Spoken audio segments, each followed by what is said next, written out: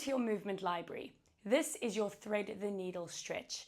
It is a stretch focused on finding rotation through the cervical, the thoracic, and the lumbar spine. It's a fantastic one to do to release any tension in the spine, starting from the head and shoulders, going all the way down to the lower back.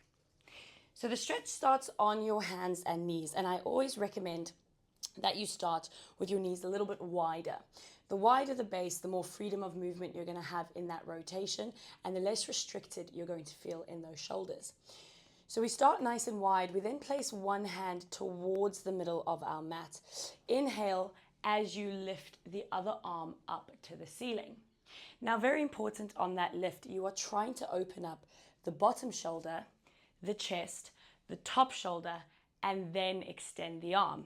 A mistake that people make is they try to shove their arm up, looking at it like that. My chest is still facing the floor and my bottom shoulder is still closed, which means there's very little chance of me finding any range or any rotation actually in the stretch.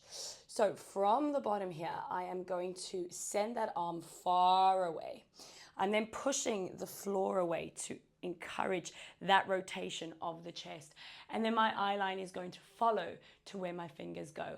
Holding it here for a second, I'm then going to wrap this arm through, reaching it away from me and allowing my ear to come down to the mat. So to show you that on the other side, I'm going to swap my hands. I'm going to take this arm away from me and up, really pushing the floor away to create that rotation within the chest, and my eye line has followed my fingers. That's giving me my cervical spine, my neck rotation. I'm then going to bring this all the way in. Now, as you come down, really important that you bend this arm, okay? This arm needs to bend to allow you to get your head to the floor. Otherwise, you're going to be stuck in this position thinking that you have no range. Bend that arm, let the ear come down and rest on the floor, and then recover. That is an absolutely amazing stretch for anyone who sits, who runs, who is doing things linearly and needs to open up into that rotation. If you want to challenge yourself in the stretch, you can bring your knees a little bit closer together.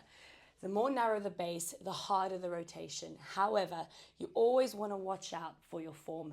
Do not make a narrow base and then only be able to get up to here. Rather keep it wide, find that fullest range of rotation and feel the relief.